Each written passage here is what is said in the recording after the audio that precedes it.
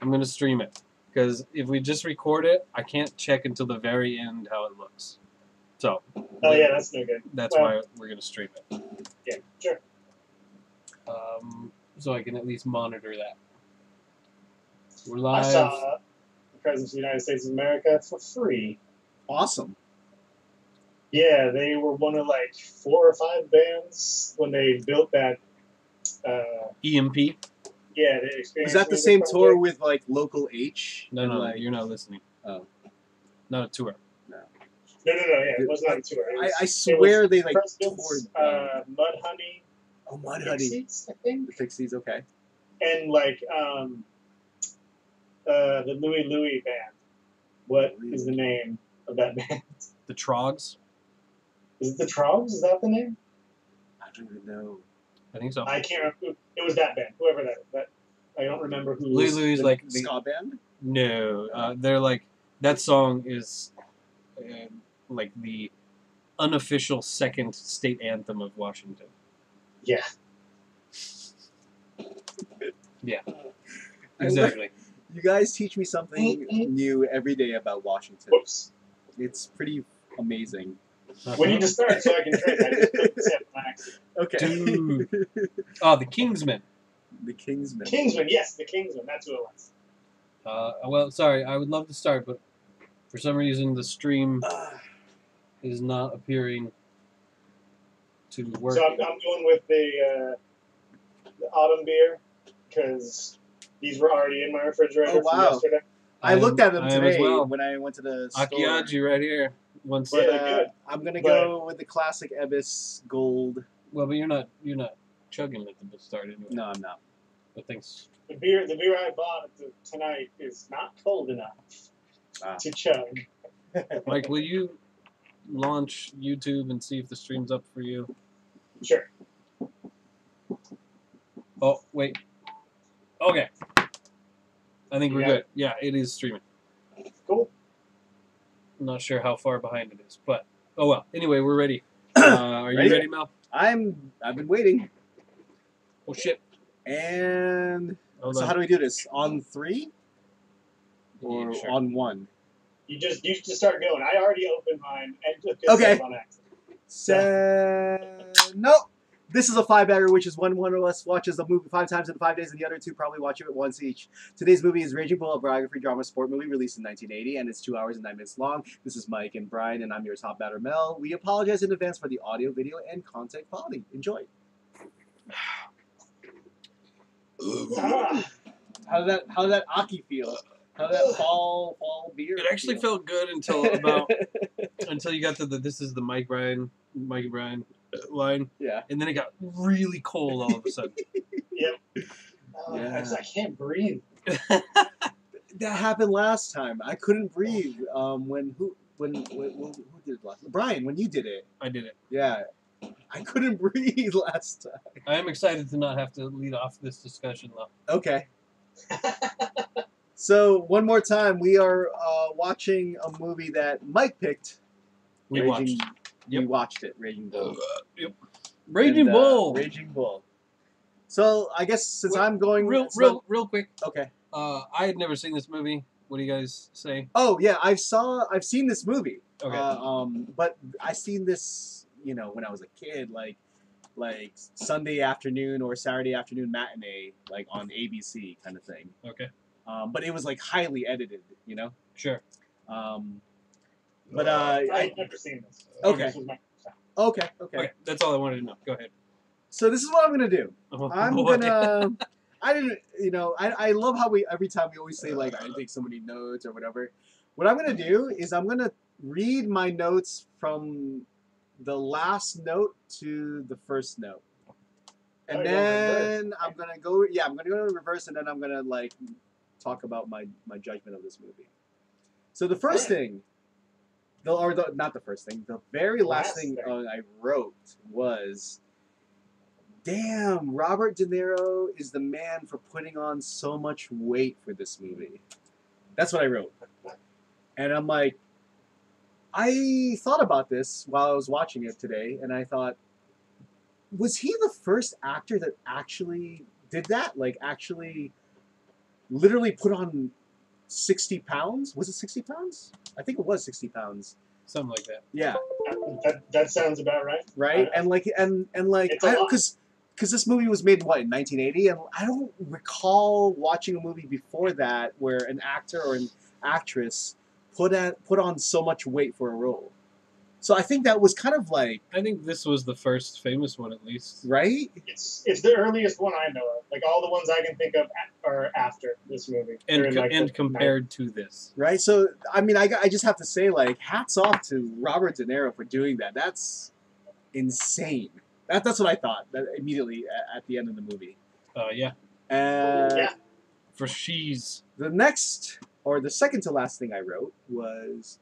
Joe Pesci at his fucking best. And I put fucking in big caps, all caps. And I'm like, sorry. No. I don't know, did I say something? No, I thought you were shaking the desk. But, yeah, I just thought, like, so I guess I'm guessing this was Joe Pesci's debut role. Damn, he was so good in it. I think, of course, Robert De Niro was... awesome in it, and he deserves the Academy Award, in my opinion. But like, I don't think he should be like. We shouldn't like cover the fact that Joe Pesci was awesome. Good. I'm gonna say I'm awesome. Almost certain this could not be his first role, though. Oh really? Yeah, I don't think this was. I don't know that. But I feel like it was like this was the role that made him break through. Maybe it was his breakout role. Role. Yeah. Sure. And like, because I felt like, you know, the Joe Pesci that we know, you know, in the later films that we've seen, it's basically echoing back to Raging Bull, you know, like that's his type of characters. New like, York, you know, from the Bronx, you know, like my cousin Vinny, you know, you're my family. Like, if there's something pisses me off, I'm gonna go right into your table and just start punching, like, you know, swinging fists at you if I don't like what I see, you know. For she's. I mean, I that was the first time. I think that was when I watched it today. I was like, man, Joe Pesci is awesome. He did a good job. Okay, next. I said, holy crap, the camera work during the fights were amazing. And because I thought he basically Scorsese. He used one camera. Every fight, he used one camera. And I'm trying to think to myself, like, that's hard to edit. Like, if you think about it, like, recording a camera in a boxing fight for each fight. And I guess there was one fight where he just kind of used still photos, but most of the fights... I think there was a couple bunch of fights where he used still photos, right? But, like the pinnacle fights, like, I thought they were awesome. And during that time period, I thought that that had to have been the first time where they used one camera for like an action sequence. Yeah, they're not one take though. But not one take, but one camera. Like as if like you were in the ring. Because like the movie, I mean. So okay, I'm not gonna lie that I checked out IMDb because like this film was being made during the Rocky series, and I know that Scorsese was trying to separate himself from was Rocky 70 something 70s and the 80s too. So yeah. So like I'm pretty sure like Scorsese did not want to do just another boxing movie to feed off from like the success of Rocky. So. I think that's the other reason why he did it in black and white as well, because Rocky was very... Jake LaMotta and Rocky are quite different. Quite different, right. But I was just like... So, but here's the funny part was, when I saw this film again today, I immediately thought about Creed. I don't know if you guys saw Creed. Haven't yet. No. I have not. Because the camera sequences in Creed are almost mirror-like to... Raging Bull. So pretty much like Creed basically either did an homage or just kind of ripped off the Raging Bull fight, the boxing fight sequences in camera. I mean, how much variety is there in... Are the Rocky movies not... Like, I've seen all the Rocky movies. I haven't seen them in years. Are they not like this? Well, like, this one has much more of like a... Like, you are inside of the ring feel. Like, the Rocky movies has much more like... action-packed, like multi-camera view, slow motion, like many angles kind of view. But like this movie, I really felt engaged in the fight sequences. Like I actually love the fight sequences much more than the drama parts. And that's what I remember. Like, because I was like, I get this, you know, I get his character. But then when the fight sequences come in, I'm like, I'm really attached. I'm really just engaged into these sequences, and you can really feel. And the weird part for me was that the boxing in this movie wasn't the main shtick. It wasn't the main thing about the movie. Yeah, I was surprised at, I guess not how little, because there's a lot of boxing, but yeah, I thought there was going to be way more. I thought so too. I thought so too. I was surprised at the end of the movie. I was like, huh. There's that was not as much boxing as I thought there was going to be. Did you like kind of like mentally calculate like how much of fight scenes there were in the film?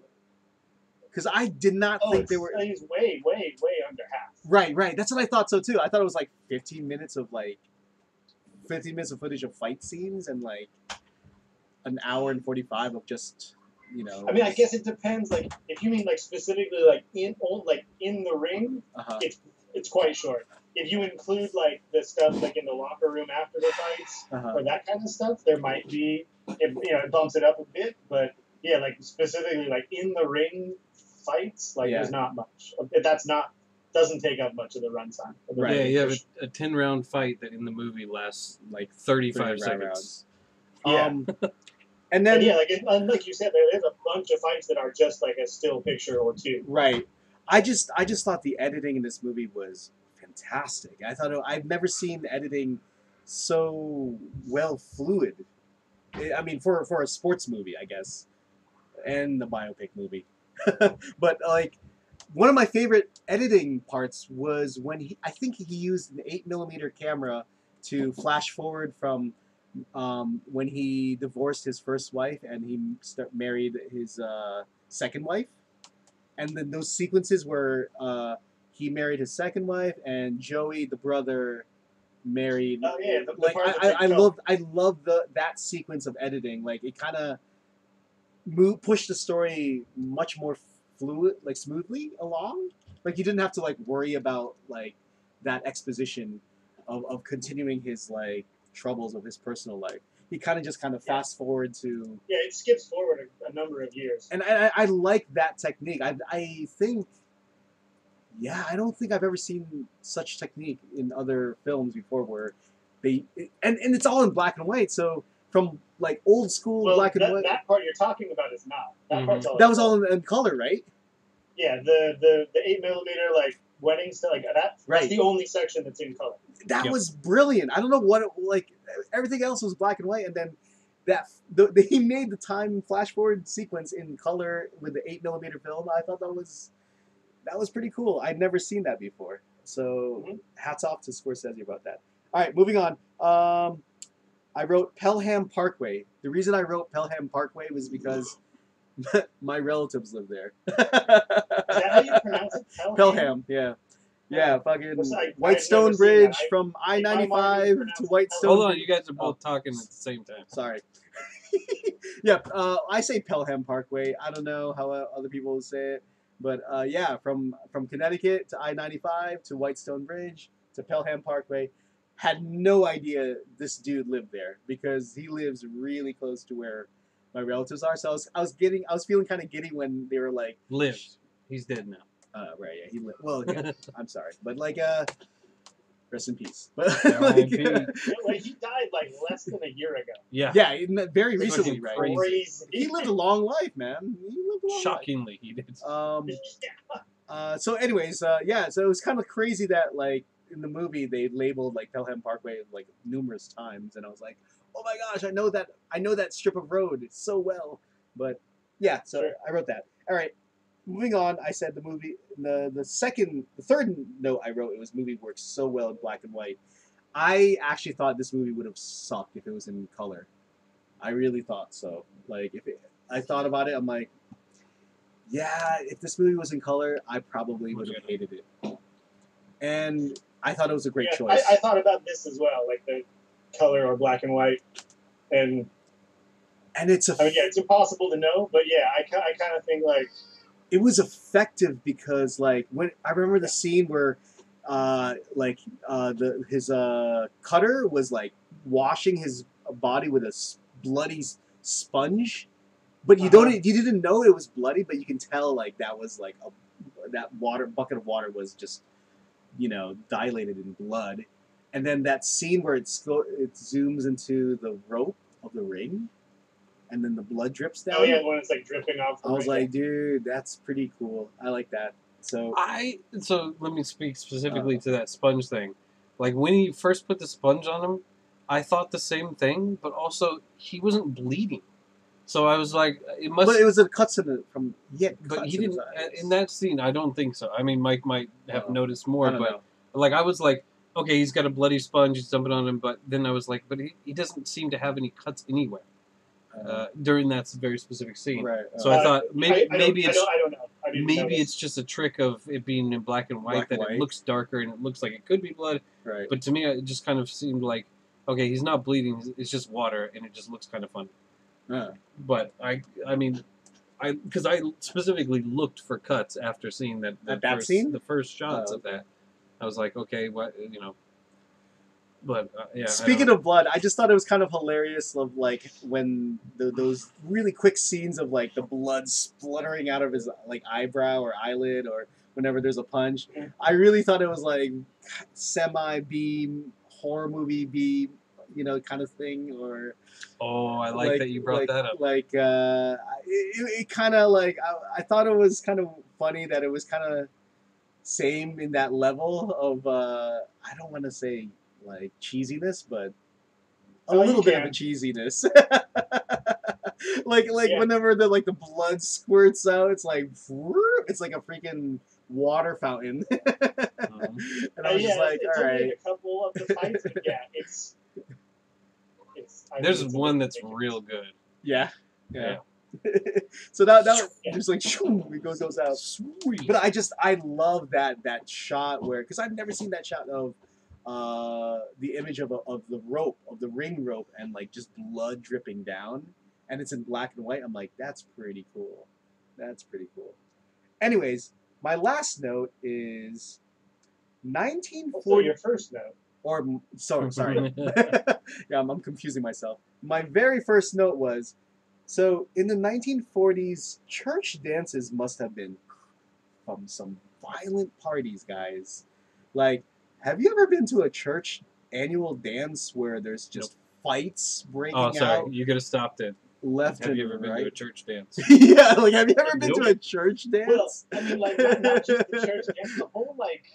There's a lot of fighting going on at parties, man. Scenes, there's just violence happening in the background. I don't know if that's setting the tone. Sure, it is. He grew up in a violent neighborhood. Yeah, exactly. But like that, if that was happening in the Bronx in 1940s, like an annual church dance event where the priest is there, like saying hello to people, and then fights were going on outside.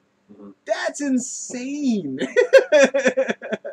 How would you? Have you ever seen Gangs of New York? Yeah. There you go. I mean, it's of course not it's in a the different period, yeah. But can you imagine like saying to your parents like, Mom, Dad, I'm going to a church dance.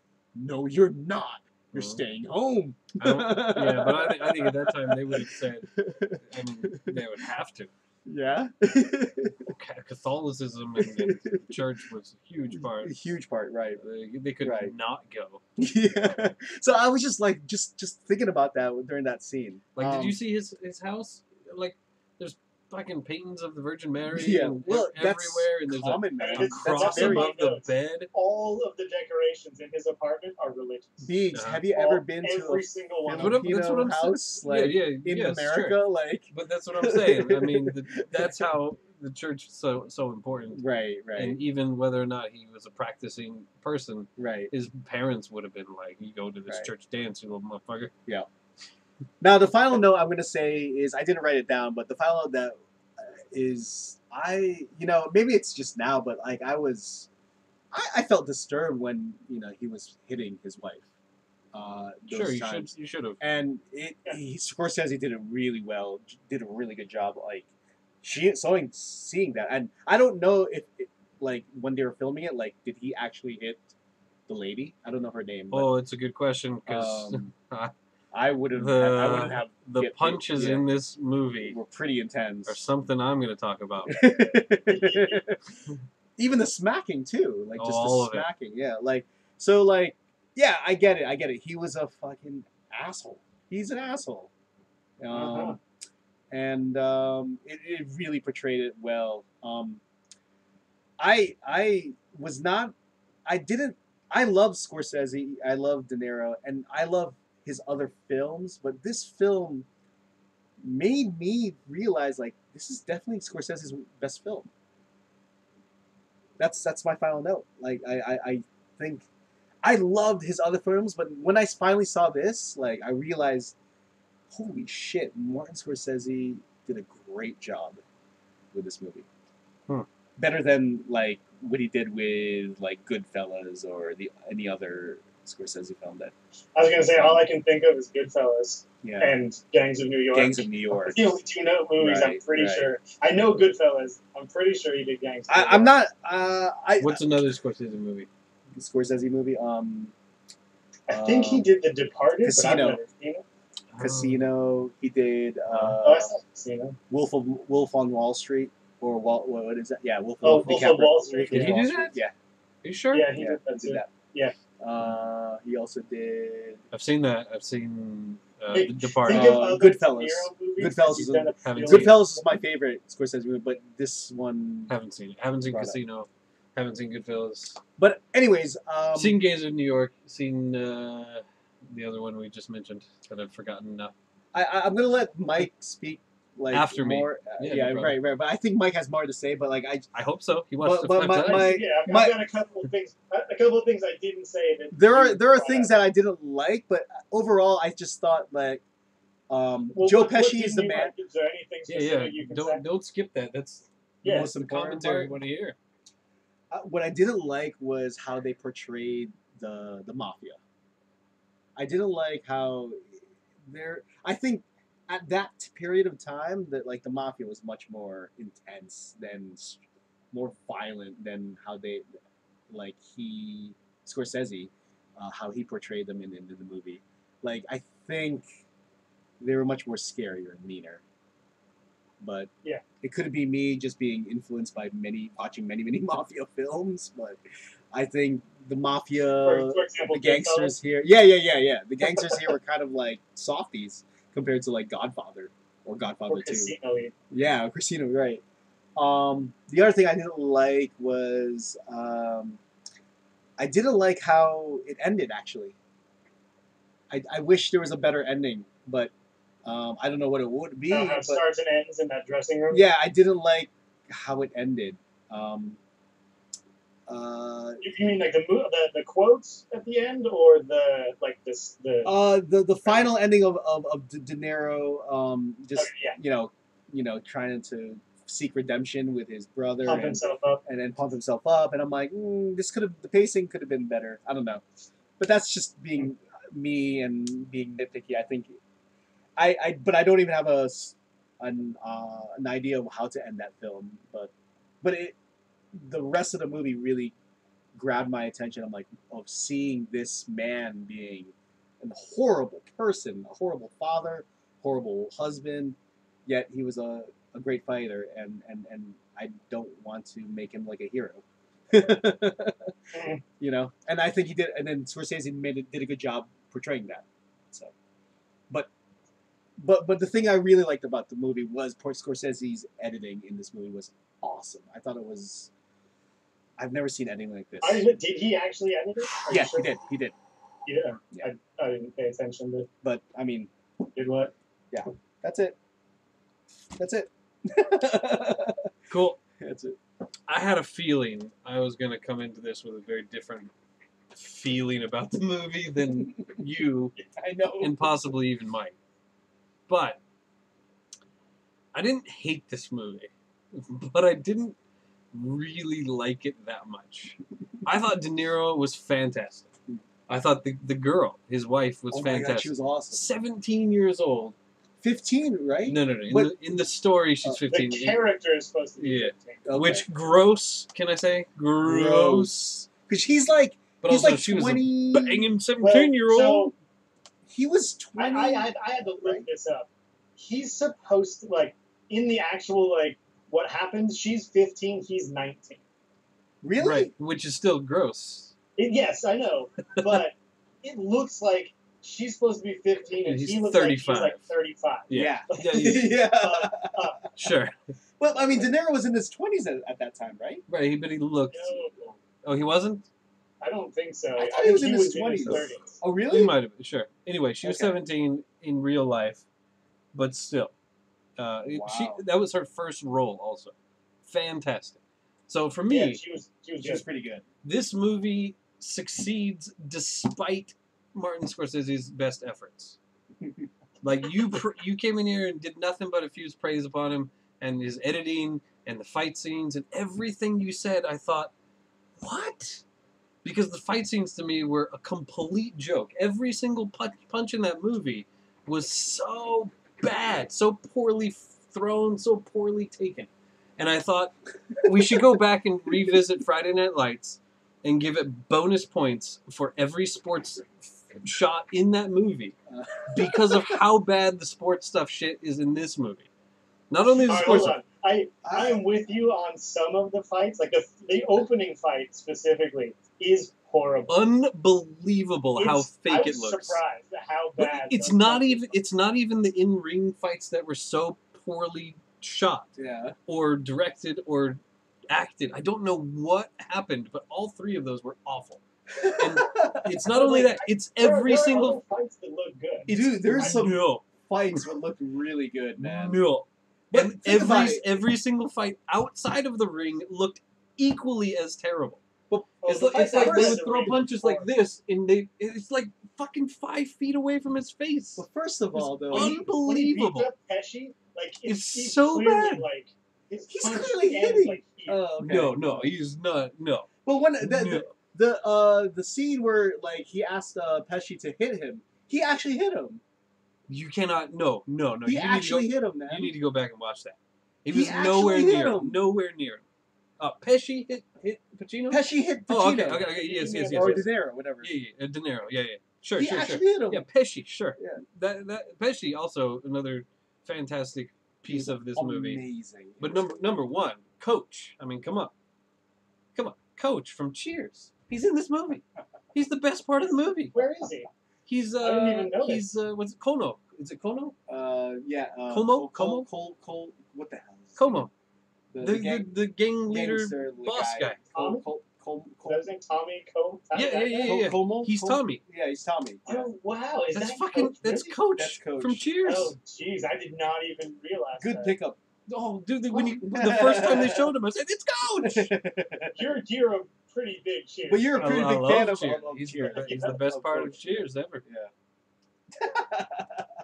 But for me, like I'm a fan of boxing. I like boxing. I grew up watching boxing with my dad. I watched actual boxing. I don't like MMA. I like boxing. But every fight scene in this movie for me was just it was just so ridiculous. There weren't so many fight scenes. That's the thing. There man. were plenty. They were and they were focusing. bad. They were all bad. This movie was. You watch a focusing on movie his like you watch. personal life. Sure, I know. I'm Yeah. not saying. I mean, it's the same. You look at Friday Night Lights. Friday Night Lights is not about football. It's about the relationship between all of the players and the coach, blah, blah, blah. So I'm not saying that was the only thing. For me, the fight scenes were terrible. I was very saddened by them. Well, what are you expecting, No. though? You watch a movie like Ali. If you watch Will Smith But in see, that movie, you're comparing movies from 2000 Rocky. and 90s. watch Rocky. Exactly, but like, so this movie was made in 1980, and it was during the Every time fight of scene the in- Rocky phase. Every fight scene I in don't Rocky think is better than Scorsese- any fight scene in But this that's the movie. thing. I don't think Scorsese was aiming to try to one up Rocky in fight scenes because Didn't Rocky. say he was. But at that time, Rocky was the boxing film series that people loved. So I don't what? think Scorsese. I think Scorsese would have made a bad move if he focused on just the fighting. I'm not saying he should have, and I'm not saying that he should have shot the fights in a different way. That's not at all. I'm saying, for example, throwing a punch and taking a punch and making it look good on film is an art. It is. And they did this poorly in this movie. Right? When you throw a punch and it's 5 feet from the dude, and the dude's like, ugh, it takes me out of it. I'm sorry. It did. It totally broke every fight scene for me. I think De Niro specifically is bad at faking beatings. Right. He is often the problem in most of the fights. When he takes a punch, he's like, and his right back to where it was at the beginning. Like that's it's weird. It is really weird, and it really took a lot away from this movie from me. I'm not saying I hated the movie. I'm not saying that. You got to listen to what I'm saying. But and it starts off on a bad foot. Exactly. The first fight, I was like, "Whoa, this is." I mean, really weird. I had friends in high school make films with better fight scenes. It was incredible. Yeah.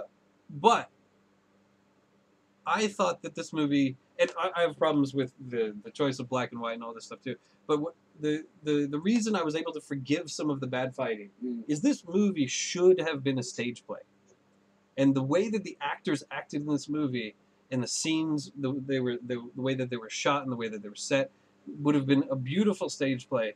And the fighting was stage play quality fighting. It was not movie quality fighting. And that's so I can forgive that. I wish it had been movie quality fighting. Okay. Choreographed fights that actually look like you have impacts. And I'm not talking about like camera shake and shit like that and like 90s fight styles and stuff like that. But it was that was so bad. But I'm just saying. I'm just saying. Come on. I get what you're saying about the fight scenes. You weren't engaged into it, and it was freaking boring. Yeah, but not only wasn't I engaged, it took me out of believing anything. The camera work, though, the overall camera work of the movie and the editing, how he used the cameras, to me that was amazing. Like just panning from each room of the apartment, using the mirrors to like kind of check out in a club, using the mirrors to check out like how he's kind of he's paranoid about his wife. Like, oh man, is he really like fucking that dude over there by the other couch? The way that cameras moved and the way it showed. Basically, it portrayed the character of Jake LaMotta being a crazy, paranoid dude. I thought it was well done. I thought it was well done how he used the cameras well, whether it was shaking or it was stationary or whatever. But he didn't. It was edited right. I thought it was edited right. This is besides the fighting. I agree with you. I don't know what anything I just said has to do with anything. No, I'm not going against what you said. I'm just saying like. But I'm not saying you're going against it. I don't understand what the connection was. But I'm just saying like his camera work besides the fighting was awesome with the editing.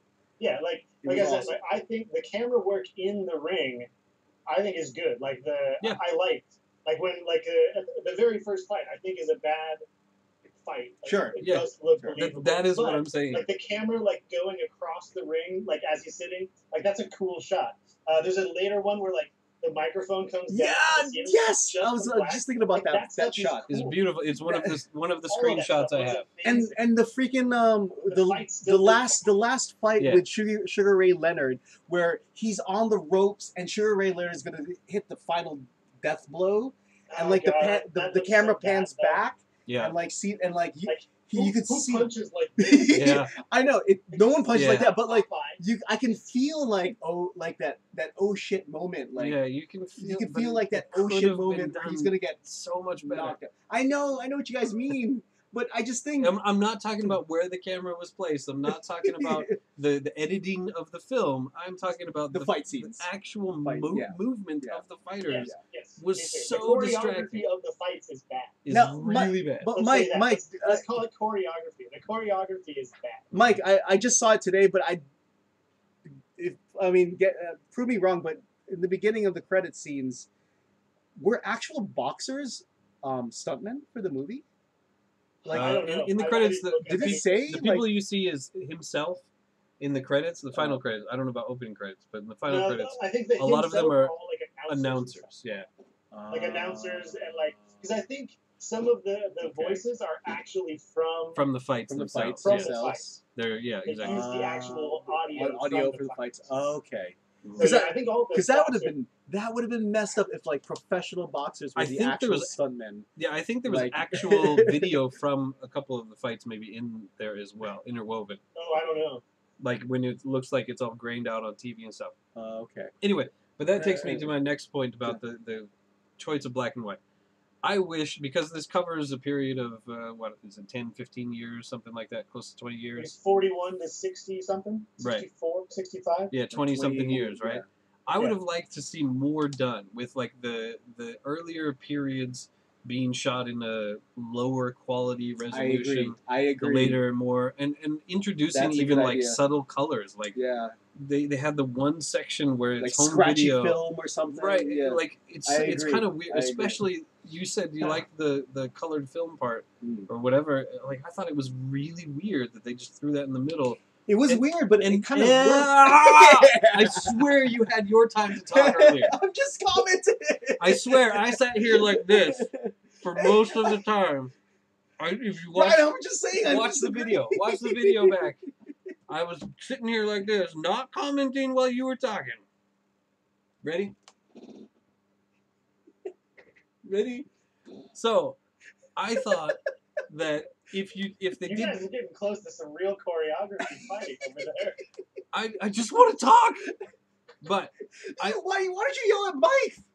He's not interrupting me. He just comes over right now. I totally just did. I did it on purpose. Horrible. But that was funny. You weren't arguing with me. You were adding a comment. You were not saying the opposite of what I was saying or something else. He was just making a comment.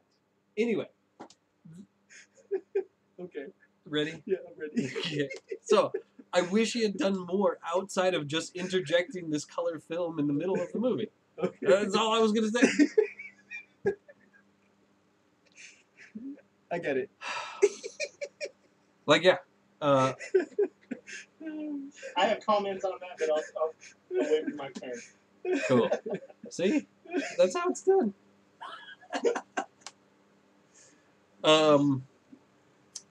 Yeah, I don't know. So anyway, I liked parts of this movie. Particularly, I liked the actors. I thought Pacino was great. I thought the chick, whatever her name, was great. I forget her name now again. And I thought Pesci was great, and Coach, of course, was great. I feel bad. I don't know her name. Let me check it out. I don't really. Yeah. I know the character's name is Vicky, but I don't remember the actress's name at all. I didn't really like the bad guy. The guy that Kathy Moriarty. Yes, Kathy Moriarty. Yes, there you go. Yeah, I didn't really like him that much. But other than that, there's a fly in here or something. Other than that, I thought the performances were great. I would have loved this as a stage play. I didn't like it as much as a movie, and the part of it was the stage play-esque style of it. And like you said, this is 1980, and it's supposed to be a period piece of something a little bit earlier. You've said the stage play a couple times now. Yep. Several times, in fact. Yeah. So, I think, I feel like it could be. But imagine, actually, if it was a stage play, it would probably be like a 4-person play, and he would be shadow boxing nothing. They're not going to bring in a bunch of actors to be all the different people he boxes. Just from just a logistical thing. I bet he would, in that stage play, he would be shadow boxing no one. Okay. I think I'd want to watch that. I would definitely not want to watch it because I don't really like plays, but oh man, that's another story. But I think the other thing too, if it was a stage play, which I get, and I think it makes sense, it would be good. But one of the pinnacle parts of the story was when he had to dive for that fight. When that fight was fixed, right? Hey, spoilers. I'm just kidding. Yes, of course. I don't know how that worked in a stage play though. Why not?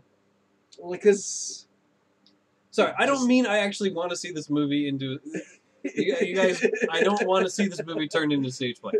I'm saying that the way this movie, sparked my the way the movie is shot and the way that the movie is set up is like a lot of one-on-one interaction. Even in ring fights, it's just the face-to-face. It's lots of close-in stuff. In the corner, you've got a lot of close-in, three people in a corner or whatever. Like, a lot of it is very stage play-y to me. There's not a lot of wide shots of the arena. No. There's not a lot of wide shots of anything. So for me, it has a very stage play feel. I'm not saying I want to see a stage play of it because I don't want to see a stage play, and I don't want to see this turned into a stage play. That's not what I mean. Anyway. Okay. It had a lot of play feeling to me. But Scorsese is always like that, though. With many of his movies, they have a lot of play. He's got a lot of character interaction. Like we talked about Gangs of New York. Sure, character interaction, great. But Gangs of New York has a lot more grandiose scenes, I would say, than this ever came close to. I haven't seen Goodfellas. I haven't seen Casino, so I can't comment on those myself. But I feel like those could be stage play. Who knows? I don't know. I didn't watch it. So I don't know. It's been a while. But also the sets of this, like the apartment stuff, it has a very 50s sitcom quality to a lot of the rooms that they're in, the locker rooms and the houses and stuff like that. So everything's really cramped. Yeah, so it's not necessarily stage plays, but like you know what I mean, like that 50s style sitcom feel to it, where it's not a stage play, but it's like in front of an audience. And many Bronx apartments look like that, guys. I don't know. Sure. I don't know. But I mean, you know what I mean. Before you start, Mike, did you... There's Coach. Is Brian done? Yeah, why not? Sure. I don't know. I was waiting.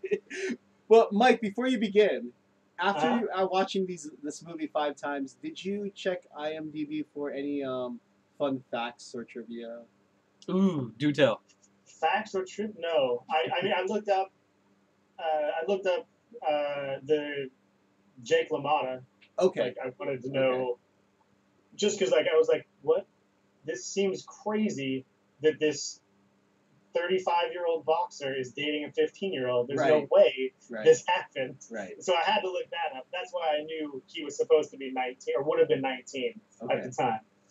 So like, all right, well, still a little inappropriate, but okay. At least it's about 35-year-old, like he looks like. But, like that kind of. I looked up a couple things like that, just like curiosity like that. But like specifically about the movie, I don't. No, I didn't. Can I tell you guys when I was looking up the cast for the girl? Can I tell you guys what I just accidentally read about this movie? Sure. Okay. Before this movie was being made, Scorsese was addicted to cocaine, and he got checked into a hospital. He was about to die, and he was recovering.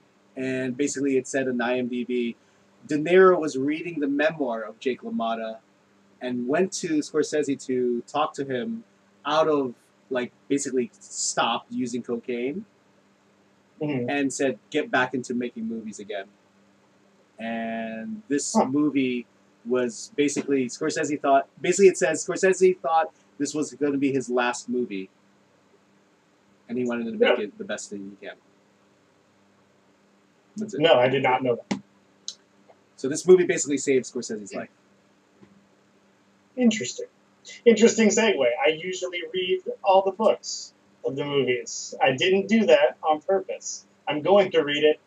Yeah, I kind of want to read this book now. So I wanted to read the book, but then I stopped myself. I was like, I just want to watch the movie because I feel like the movie's not going to include everything. If it's a memoir of his life, like there's going to be so much that they cut out and change that like I don't want to be like, oh well, that wasn't in the book. That wasn't in the book.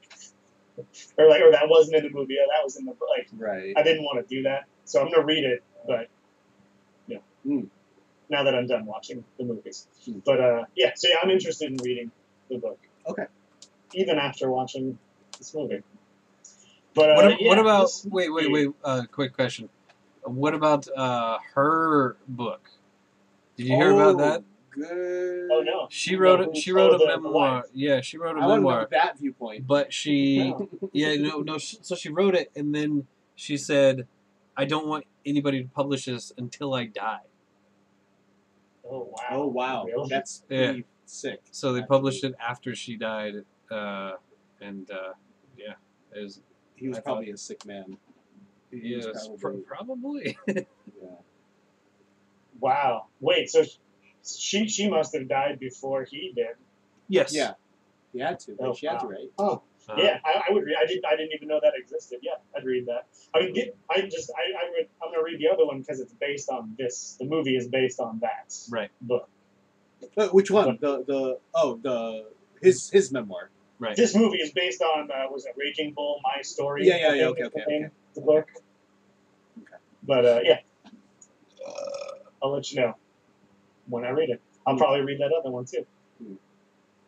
But yeah, I think this movie, for me, very much benefited from watching Five Sons. Mm. Because my first viewing, I did not like this movie at all. Like, I didn't hate it. I was just like, man, that fucking character sucks. Mm. He started the movie sucking. He ended the movie sucking. Like, he just sucked the whole way. Like, I didn't like him at all, ever. Yeah. This guy sucks. Why did he get a movie made about him? He's a piece of shit. This sucks. Why did they write a book? I mean, okay, anybody can write a book, but not everybody gets to have a movie of the book they wrote about themselves. Like, so yeah, I was just like, ugh. I didn't think it was a bad. Like, I just really didn't like him, the character. Sure. And I still don't. But sure. Yeah, like some of the things you guys have said, like one of my notes says, "Is there a bad performance in this movie?" Like, I don't. I mean, besides, like I said, like Brian and I think the boxing is. You feel stronger than I do. I thought some of it looked okay. I thought most of it looked pretty bad. Yeah, I'm sure some of it looked okay. I was just very put off by most of it. That even the okay stuff, I was just like, it's probably shit. Well, yeah. I mean, like I said before, like it puts its worst foot forward. That's true. Joe terrible. Joe Pesci's wife was kind of just there. Mm. You know what I mean? Yeah, she's barely. Yeah, she's barely like saying anything. She's just taking care of her kids. Yep. Yeah, I don't want to say she had a bad performance, but like she was just there. You know, I feel like a prop or something. I feel like if there was one person, it would be that bad guy, whatever you said his name was. Salvi. Yeah, Salvi, and I don't think it was necessarily bad. It was just kind of very muted. Like he always just seemed not to be like a bad guy, like aggressive bad. He was just kind of like, oh, I didn't do anything, like all the time, and it's just like, like the way as the leader of the bad guy, it was just kind of like, the interaction He's between kind of him and softy Pesci for after you. Pesci beats the hell out of him, yeah, and when they're supposed to be like, you know, making up to each other, like he is way too just like, oh yeah, okay, whatever. I totally beat my ass. Exactly. I just want to interject. Did you guys thought that when you know the mafia leader told Joe Pesci and that guy to like, hey, you know, shake hands and make up? I actually thought like Joe Pesci was gonna get hit. Like I thought he was gonna get like shot. Oh yeah, Pesci's great in that scene. Like I was getting worried for him.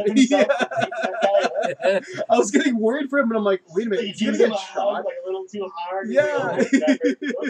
Oh, I forgot. Yeah.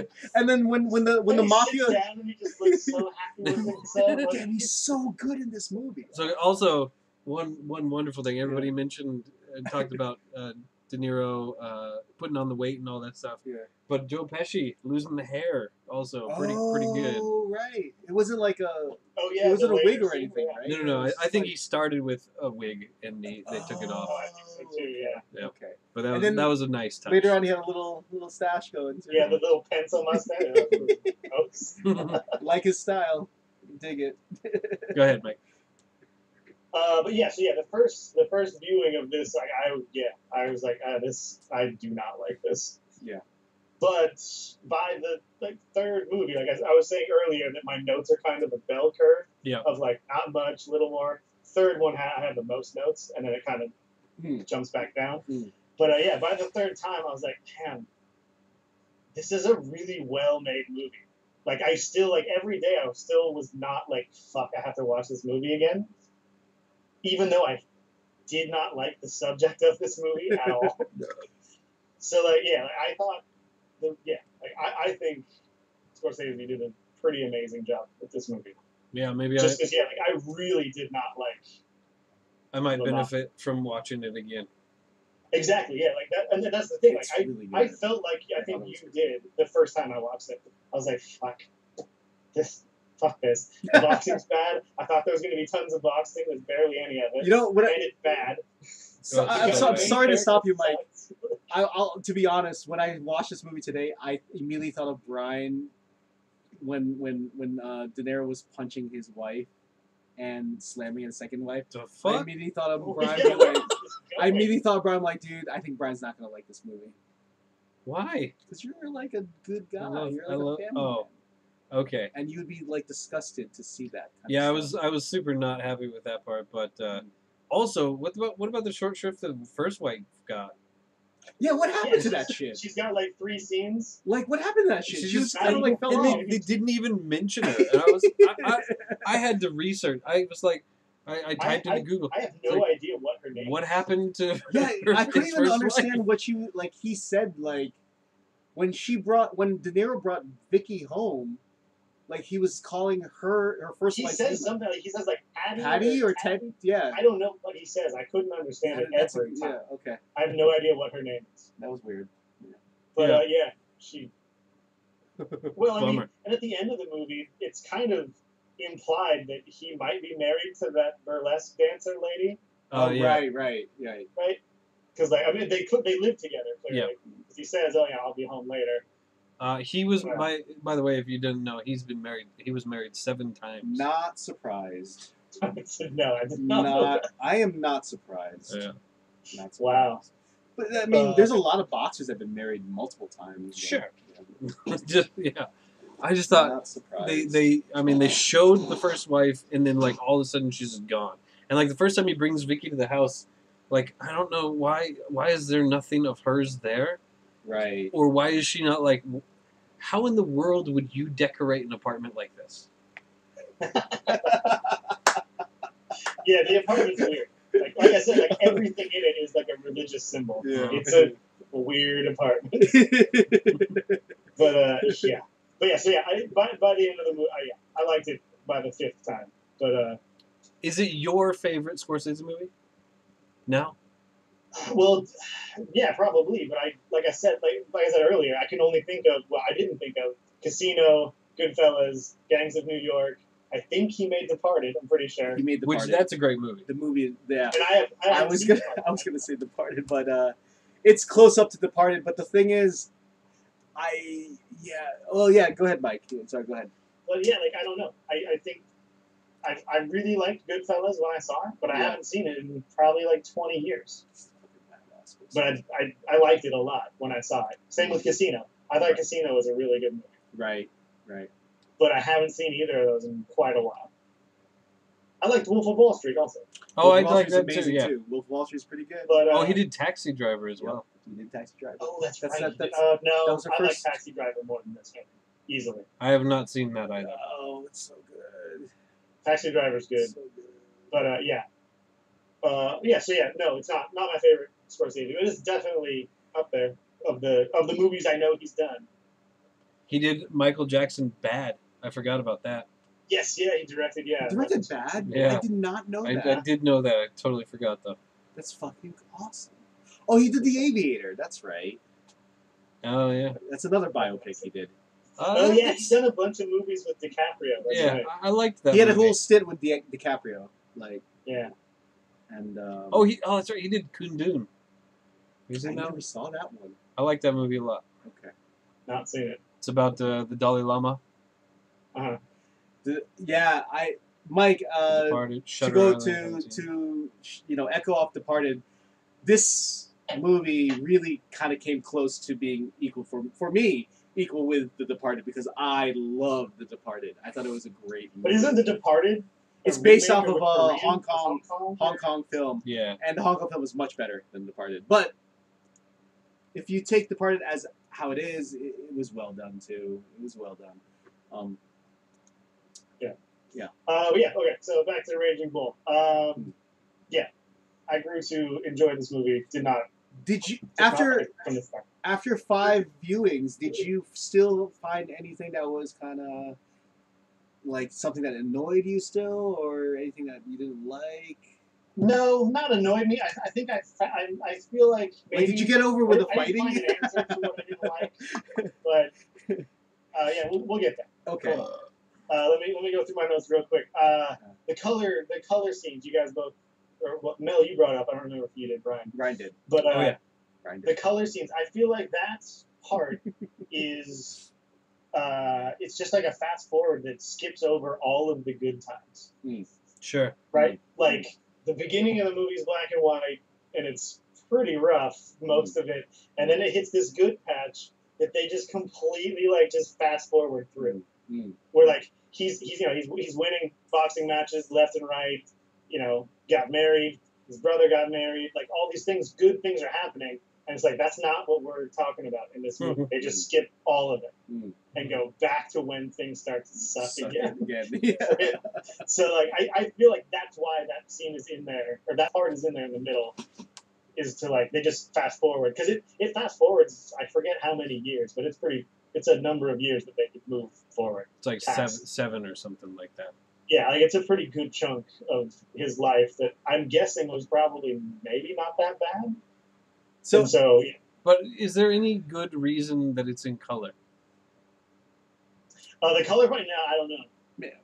The bright spots don't know why they of chose his color. life, Yeah. I mean, well, I guess no, that's not true. I was Thematic. implying that like the good times are in color. Yeah. That's But like that's why. yeah, I mean, sure. Do you think it's better that it was in color? I just thought it like was for me, it was a weird. Like I get the illusion. Good is color, black and white is bad. I don't actually know if that's why they chose I get it, but do you guys think? Like for me, I felt it was an awkward thing to put there, like this sudden burst of color. Sure, like you said, it's a skipping over and it's an allusion to good times or whatever. But I feel like it messes with the consistency. And if you're gonna do that, I felt like that could have been expanded upon. Like I said, over the course of the movie, transitioning from low quality video or more staticky or like whatever, to more higher crisp quality video would have been another way to expound upon that. My immediate reaction was, when I see, usually with film, when I see 8mm film like that, I always immediately think about flashbacks. Right. And it was such a unique thing to use this stretch of time as a fast forward. Right. I just thought that was just creative. I didn't realize. That was my first thought. Like, kind of weird to use 8mm as a flashback in a movie that kind of starts in the 40s. Right. Yeah. That's a weird. It's a weird transition. Right. Yeah, you can't really. That's a weird thing to do. It was just really unique. I've never seen that sequence used. Sure, but unique doesn't necessarily mean good. It doesn't, but I mean, I wasn't like, wow, it's amazing, but I was like, huh, that's interesting. I've never seen that before. Yep. Yeah, the other thing that neither of you guys mentioned this, but it bothered me the entire time. I don't like the music in this movie at all.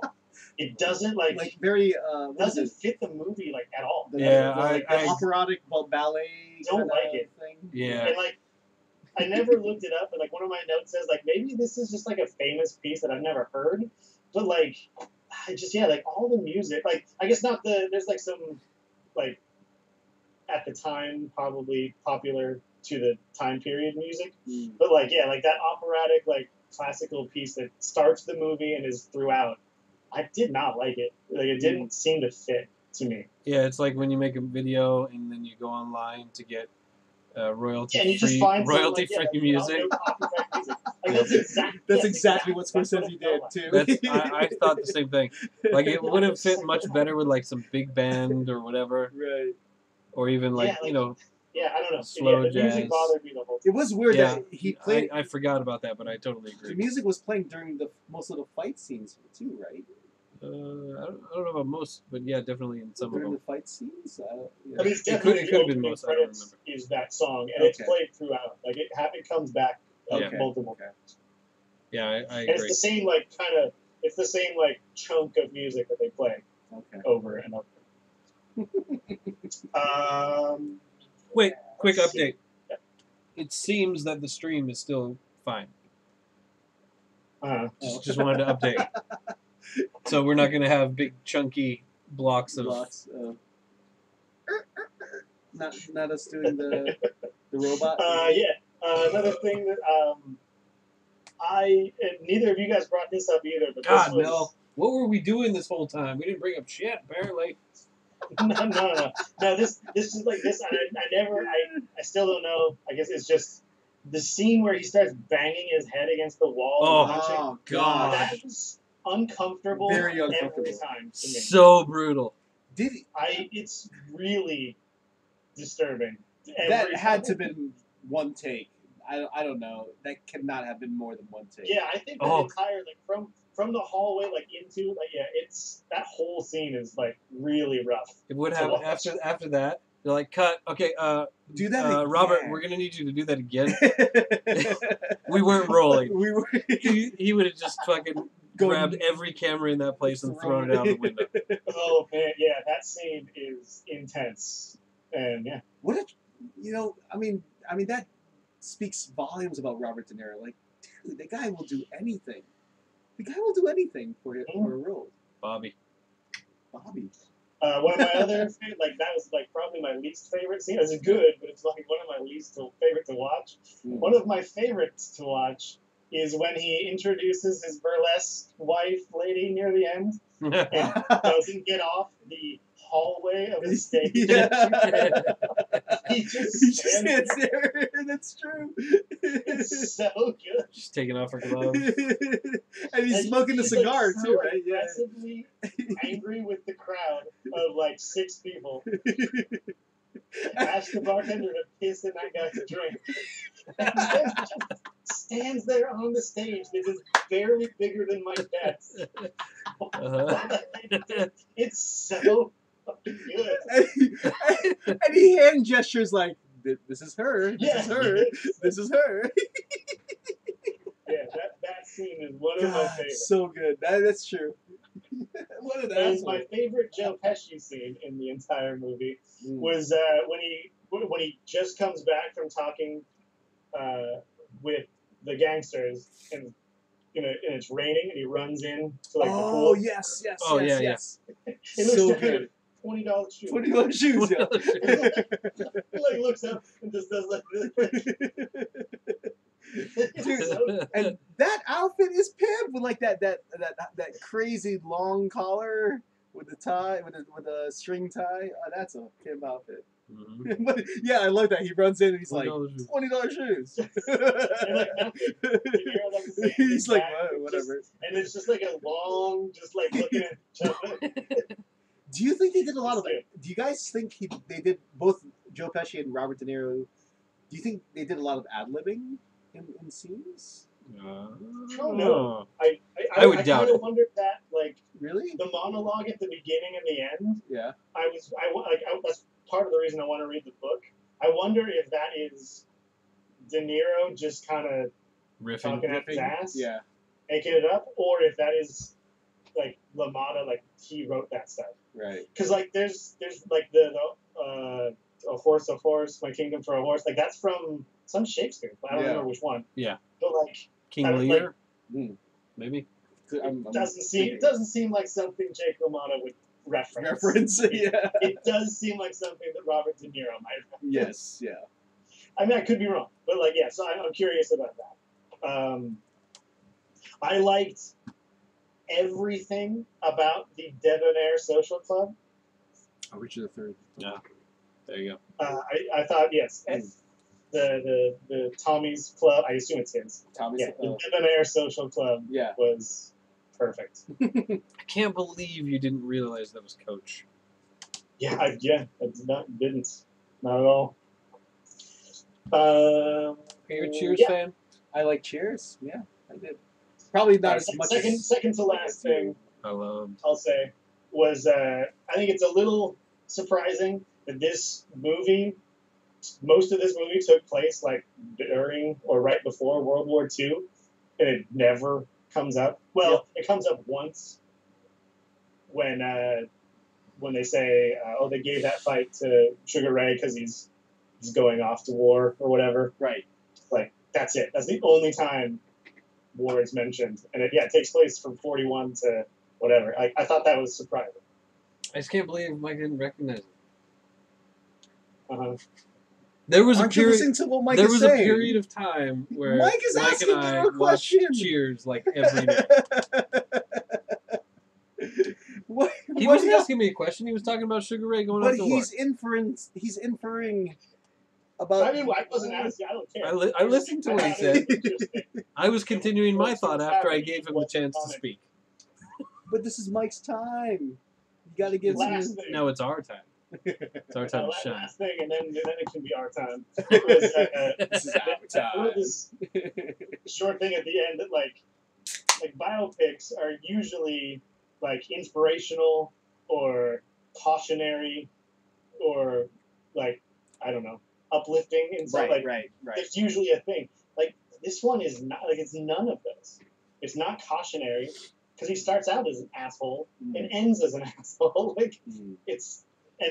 But he's also, you see that he's also not successful. But I think it is. Sure. Do you think this movie is cautionary? I think so, Mike, because we have to remember, in 1980s, probably most boxing fans at that time knew who Jake LaMotta was as a hero in the boxing ring, and I think this movie portrayed him as he's not a hero.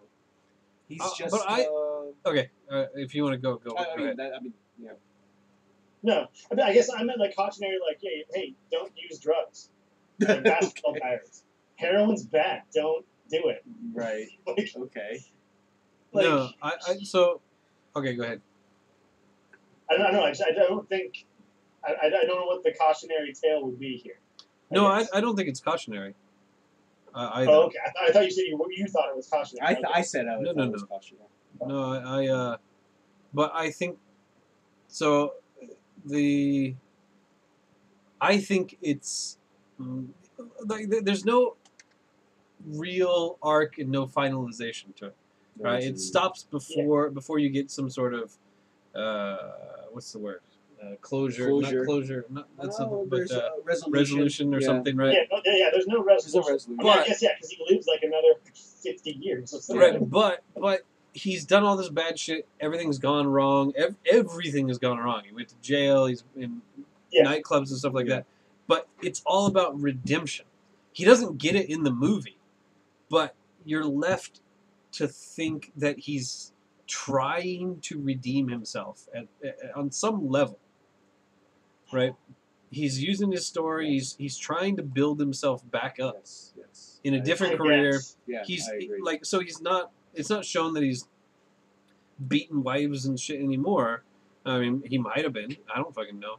But that burlesque dancer, we didn't hear him say, "I'm gonna beat the shit out of you when I get home." He said, "I'll see you when I get home," right? So he's trying to reconcile with his brother a little bit. He's like, "Why don't you call me?" Whatever. He's trying to fix the parking lot. fix the I mean, things. they make it pretty clear that did not go anywhere. Well, but that seemed to be Pesci's. Yes, definitely. Pesci's inability to, really kind of engage him in that. But you see when he says like, "Hey, you want me to get my wife and kids to come see this?" Yeah, so good. But you can see him making the steps. He seems to be trying to make amends. Right. He seems to be trying to lift himself back up. He seems to be not necessarily destined for success again, but he's trying to lift himself back up again. It seems to make amends. I think he's trying. I don't know if it's making amends because he's not like actively seeking out his wife and asking for forgiveness. He's just trying to get himself back up. Get himself back up, stand up again. Like his whole career was being based on never getting knocked down, right? He was never knocked down in a fight for like I don't even know 60-something fights. Right. He was never knocked down until much later in his career. I mean, yeah, they said it, yeah, when he talks to Ray, he's like, "Oh, never got me down, Ray. Never got me down." That's they make a huge point. That was a big point for him. Yeah, and if you look at his boxing career, it's not until very late in his career that he's actually ever even knocked down. And then same in life, he never got knocked down, and then he got knocked down real hard. But he's trying to pick himself back up, you know. So I don't think it's necessarily we look at him as having redeemed himself or having, you know, completed the hero's journey or whatever it is. But he's trying to pick himself back up, and I mean that's aspirational in some sense. Yeah, I don't know, but like in that final dialogue, he keeps saying Charlie, but he pretty clearly still thinks that his brother. He's blaming his brother. He's saying Charlie, but like when he's talking to himself in the mirror. Yeah. But he keeps saying like, "Oh, it's your fault, Charlie." This, that, like, and he's pretty clearly talking about his brother. Yes, about him asking him to take the dive, right? Yeah. Like, yeah, he's saying like that it was his brother's fault. Yeah. He could have been someone, but it's all his fault. He could have been a contender. But yeah. Yeah. But yeah, overall, I liked this movie, but I like this movie as a movie, I guess.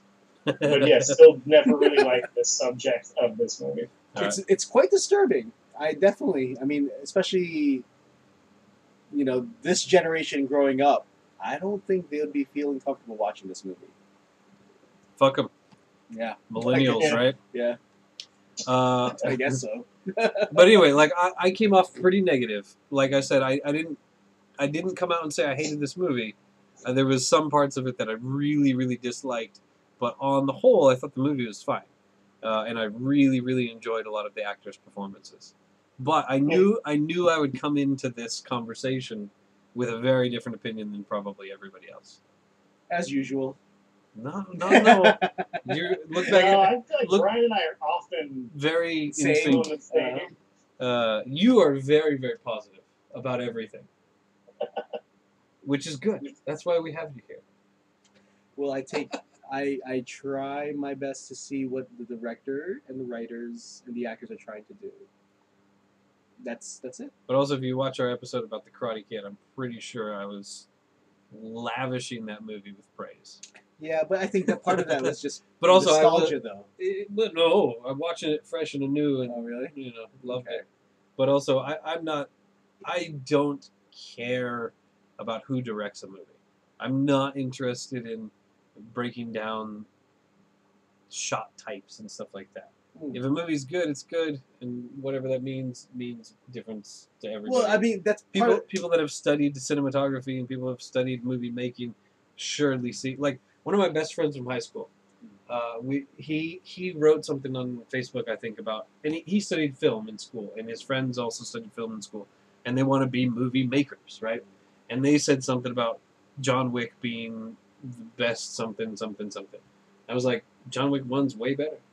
And they're like, but we studied film in school. And I'm like, man, John Wick 2 was fucking, I mean, it was a fun ride. We both had a very similar opinion coming out of that movie, right? We didn't study film in school. I haven't seen John Wick 2. We didn't study film in school. But we both, I think, came out of the movie thinking John Wick 1 was better, right? We enjoyed 2. But there's so much shit that goes this way and this way and this way. I felt it was like too complex. More information than I was hoping from the series. Like more in diving into that world than I got in the first one. And I liked the mystery of the first one. And I love the action of both of them. But also there was a lot more like over the top action and slower pacing, like the lady who cuts her wrists in the pool and stuff like that. I thought it was an interesting scene, but it dragged on compared to a lot of the other movie. You know. So him and his friends who are movie people loved the second one more. And I was like, you're wrong. First one's better. So people have different opinions on this movie. I'm sure people who love directors and they go to a movie for the director might really love his editing and his shot types much more than I would care to. Agreed, Brian. And I think, but I didn't study film, but I studied screenwriting. And one of my dreams were, I went to art school for screenwriting. and I really wanted to be a comedy screenwriter when I was like a high school student, but I realized there's no fucking glory in it, and I didn't want to put in the effort to write crazy amounts of pilot episodes to try to get into the business. Sure. It sucks. And I feel like you, as somebody that's brought, movies like, what was it? It's not, a shot, no, not a Shot in the Dark. Shot in the Dark? Yeah. Shot in the Dark, Usual Suspects. Well, Usual Suspects, okay, but, what's Under Siege. No. Shaolin Soccer? Shaolin No. I was only going to go with Shot in the Dark, but some movies that you really care about the director or the director's choices in the movies.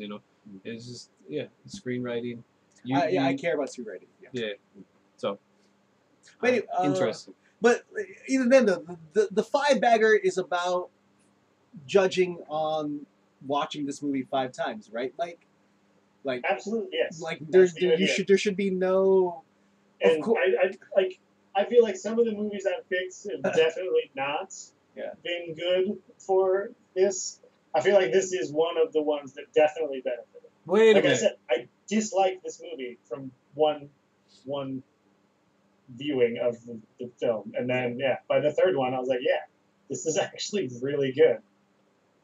I would slightly disagree, only that I don't think that the movie necessarily is based simply on it being watched 5 times by one person. I think it's about the contrast of one person having watched it 5 times and the other people not. I think. Oh sure, Both parts of that are important. Yeah.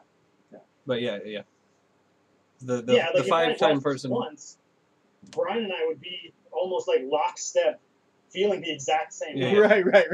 Like, if I had just watched this once and we all came together and talked about it, it would be Brian and I telling you how bad this movie is. Yeah. But I came into this movie, so I watched it before. Right? So that dynamic is very important also. Yeah. So yes, that's what the Five Bagger is. I don't know that you would like this movie if you watched it again, Brian, but I'd be interested if you did.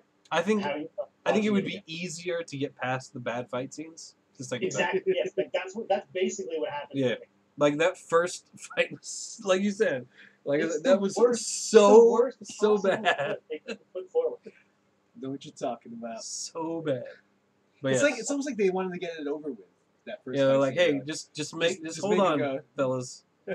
You paid the $5 for the ticket. Just get through this first one. It's gonna get better from here. I'd be throwing the popcorn too, man. Like, oh yeah, you got milk duds, man. Milk duds. It's like what, peyote, right? You're gonna throw up, but then you're gonna have a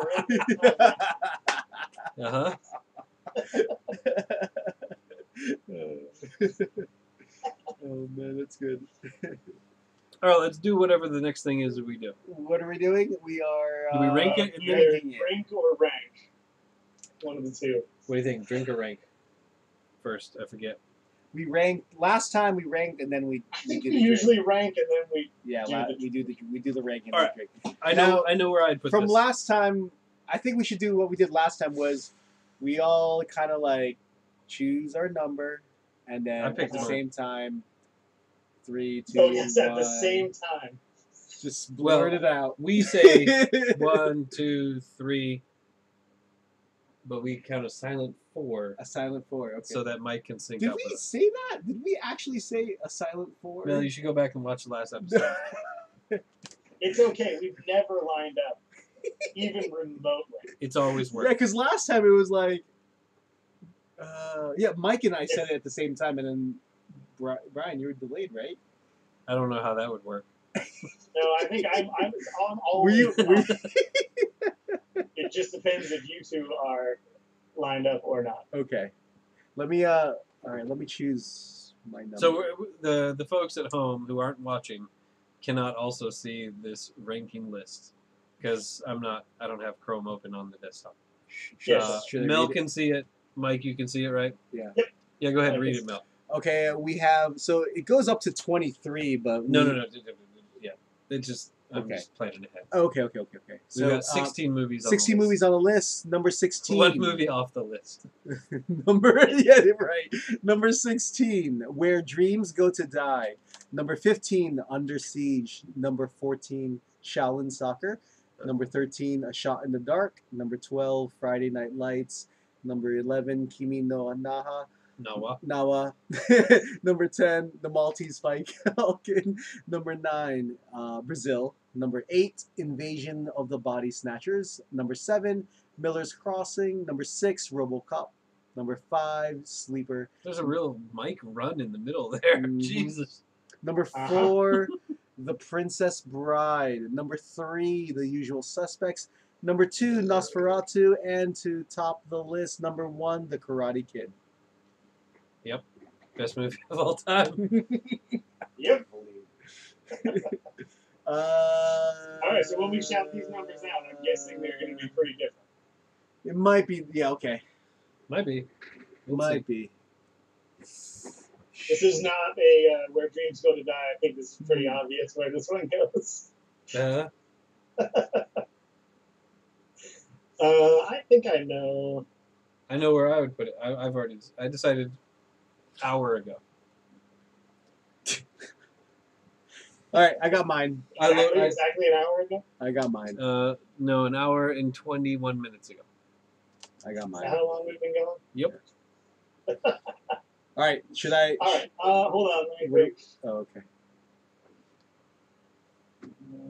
All right, I know.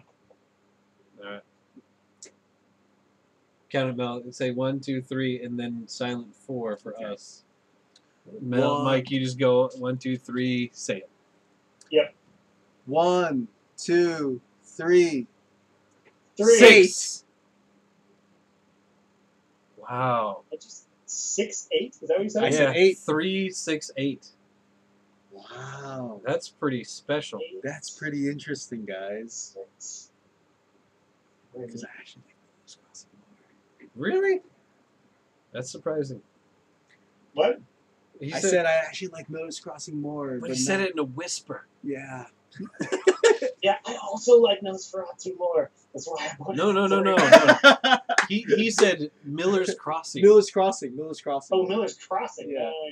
I like Nosferatu Oh, you more. did watch finally. You did finally watch Miller's Crossing. I did. I loved it. Yeah, I definitely would pick Nosferatu over this movie. Wait. You said 6? I said 6. 3, 8. I said 3. You So said 8. what's the median? 6. Okay. Or 5. I could go 5. I can go with 5 though. I can put this over Sleeper. Yeah. It's better than Sleeper. It's better than Sleeper. That's for sure. I could go 4. I absolutely, obviously, could go 4. I could This even guy. go 3. It's like he never liked The Princess Bride all of a sudden. How do you diss the Princess Bride? I don't know where this comes from. He enjoyed it as a kid. He liked it when we watched it. Mike, He's talked nothing but shit about it Princess since. Bride. It's such a good movie. I believe I made my feelings clear. It never should have been above. So I'm just on a campaign to knock that thing down, which is actually not true. But do you think it's better than The yeah. Usual Suspects? I mean, ignore Kevin Spacey for a minute. Of course, yeah. It's pretty sweet, man. I mean, Kevin I Spacey. like Usual Suspects. It's a very good movie. It's a really good Is movie. it better than Raging Bull? To me, no, I don't think so. I think Raging Bull. I had a better time watching Raging Bull. Eventually. We had a rough start at the beginning, and then it was good. If you guys, That's one I reason. liked Usual Suspects from the very beginning. That's The first one time I saw it. exactly one reason I would put it behind it. Is because I you can love watch Usual Suspects and enjoy it anytime. Yeah. on face value, Yeah. and you Sure. can get depth from it. Of course, once the twist is revealed, maybe your second It loses viewing, a bit, for Sure. sure. Right. but also I don't think it banks on the twist. No, it doesn't. I think besides that, No, it's I don't also think a so. really good the movie. story It's is a awesome. fun story, even Story's without. awesome. It's not like I can- I If see. you know the twist, it's not. What's it's not I see Dead People? What's that movie? Sixth Sense. Sixth Sense. Yeah. I think if you know the twist, it loses a lot more than than Usual Suspects does. I gotta be honest, guys. I cannot put this movie above The Princess Bride. So you're saying 5 now. I'm saying 5. You went from 8 to 5 all of a sudden. Yeah. Now I'm just second guessing myself now. Well, he immediately went from 8 to 7 because he said Miller's Crossing. Yeah. So, No. He said Miller's Crossing 8. was better than this. I said Miller's Crossing is better. That's right. But now he's willing to go. I'm willing to go Miller's to 5. Crossing, I'm willing to go to RoboCop, 5. and Sleeper. I cannot go above 5. All of a sudden, I'd go 5. I'd go 5. I'm not going to make a huge argument. You two clearly love Princess Bride. I fucking love Princess Bride. Can't let anything get above Princess Bride. I don't even love Princess Bride. I don't even love it. Princess Bride. I was blown away by how much I didn't hate it. Is that why it's 4? Because you were... Yes, that's the only reason. Is that the only reason why it's 4? He didn't hate it. I hated it when I was a kid. Hated it. I watched it, and not only did I watch it... Brian, this is not your list. This is our list, dude. You weren't even here for that. But still. But listen. Oh, Miller's Crossing? Oh, okay. No. Princess Bride. You were? No, he absolutely. Oh, you were. I was here. You were there for that. And also, you didn't watch it with us at the time. No, I didn't. You were just talking out your ass. I've seen it so many times. Exactly, before. So, but anyway, it wasn't only that I didn't hate it. It was that I actually enjoyed it and watched it with my kids, and they loved it. And I watched it anew with them. That was like the third time I'd watched it. And it was perspective, man. Perspective. I did not watch Raging Bull with my family. No? No. That would be disturbing, dude. That would be very disturbing. No, that's why when I wrote in the thing, like when I finished it, it was like 1 a.m. half the time. Because I wasn't gonna watch it. Not that like anything is really that bad about it. Like there's no like super graphic violence. I mean, I guess there's a couple. The domestic violence is pretty, you know. I watched a couple scenes with my wife. One of which was when he was beating on his wife, and it was very uncomfortable. Pretty uncomfortable, right? So, are we good with putting it at 5 or 6, or are you gonna make a stink for 4? No, I'm not going to. 5's fine. Okay. All right, the number 5 greatest movie of all time is Raging Bull. I'll live with it. Whoops, wrong keyboard. I got too many keyboards and too many mice. Shit, what is happening? Yep. Every time we do the drafts, I've got 2 mice, 2 keyboards. It gets very confusing. Yep. Because they're both wireless, and I forget which one goes where. Yep. Wow, you guys have 2 wireless mouses to play Mice. draft? Uh-huh. Wow. Yes. Fuck a wire. That's what I always say. Fuck a wire. Fuck them Myers. Fuck them Myers. All right, there we go. The list. Number 1, Karate Kid, Nosferatu, Usual Suspects, Prince of Bride, Raging Bull, Sleeper, RoboCop, Miller's Crossing, Invasion of the Body Snatchers, Brazil, The Maltese Falcon, Kimi no Noa, Friday Night Lights, A Shot in the Dark, Shaolin Soccer, Under Siege, Where Dreams Go to Die. And the movie that we won't mention again. And then another movie. That other movie. Well, that one did not benefit from 5 cents. That was a my choice. Holy shit. Yeah. Ooh. If I had picked that movie, I would not have watched it 5 times. Even though the game is to watch it 5 times. I'm pretty sure I said in the episode that no one knows if I watch this movie again. No one ever know if I watched it 5 times. I would have said I couldn't even make it. I couldn't even make it to the second viewing. I watched all 5, but I definitely, like, after the second one, I was like, they'll never know if I watch this again. I could just lie and say I watched it once. They'll never know. Never.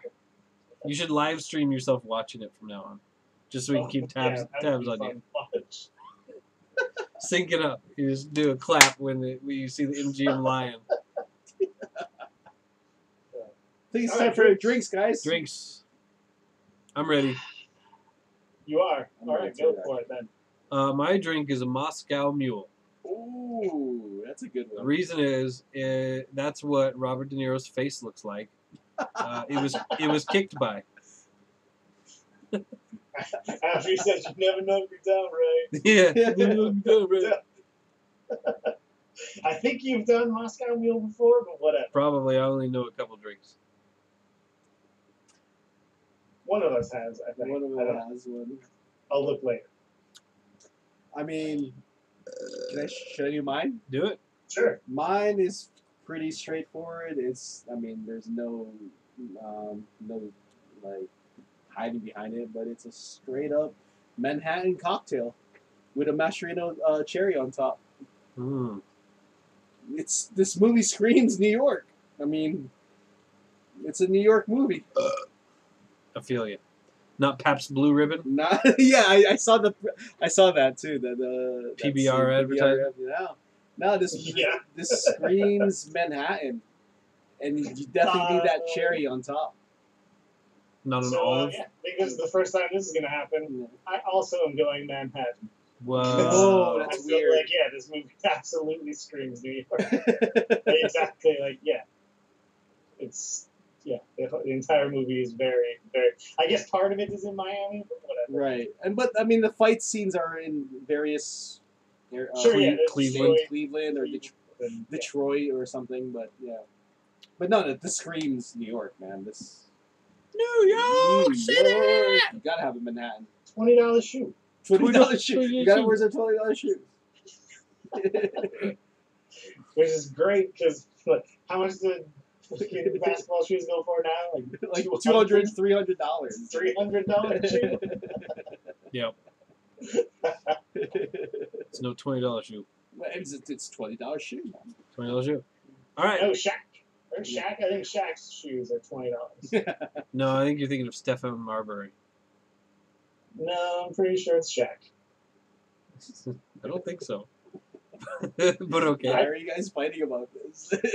Stephon Marbury had this series of shoes that were actually made very, very cheaply. Yeah. But Shaq's were like his original, at least, were like regular. Yeah, maybe not the original, but like when the what's his name, Bald Bull shoe came out. Oh, Lonzo Ball. Yeah, Shaq was like, "Hey, I got a shoe for $20." Oh, okay. Yeah, he sells a shoe like Walmart or somewhere, and yeah, it's like $20. Sweet. Nice. Let's pick one up. I'll drink to that, Shaq. It's a $20 shoe. Do you know the Shaquille O'Neal? I know Shaquille O'Neal. No, the Shaquille O'Neal. It's when in baseball, when you get 3 strikeouts in an inning and finish before the other person. That's Shaquille O'Neal. Extra drinks. It's rare, but it definitely has happened. Oh, many times. And it's a real nightmare. It's brutal because not only do you get that, but the other person struck out 3 batters. So in one inning, you have 4 or 5. I think it becomes 5 drinks. It's a ridiculous amount of drinks. Yeah.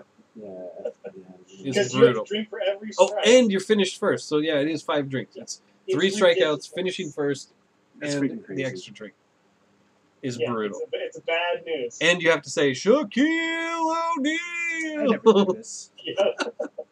Is great. Never did this. We should play that baseball game again. Yes, we should. Many times. Anyway, let's wrap it up. We're not going to get to my movie selection because that'll be determined shortly. So so tune in next time. The next time, okay, we're going to tell the movie. Next time, I'll announce it at the beginning and we'll talk about it. And you guys will know. You guys will know tonight before you leave. Should we tell them how we decided the movie? They're going to play Madden 19. Oh, it is 19. Yes. I thought it was a previous year. No. Brand new. Nope. Oh man, now this is kind of exciting now. It's a new engine, so you're not used to it, so you're probably going to lose. But we'll see. You never know. You have to deal with that. Like, do I? Yes. Is it like an Xbox controller or a PlayStation controller? Xbox 360 controller. Perfect. Then I'm fine. You gotta play mouse and keyboard. Wow. Sorry, guys. I'm gonna play mouse and keyboard. Yeah, we should try that sometime. Can we try Madden Madden with mouse and keyboard. Like I should try on this computer because it's touchscreen. Oh yeah, that'll be all. Yep. So there we go. We'll decide my movie on there, and we're not gonna record it because I need a new graphics card probably. Ooh, So bummer. maybe next time. Yeah. Yep. Is that it? Any other things about Raging Bull? Are we done? No. done. Done. Bye-bye. Bye. Bye.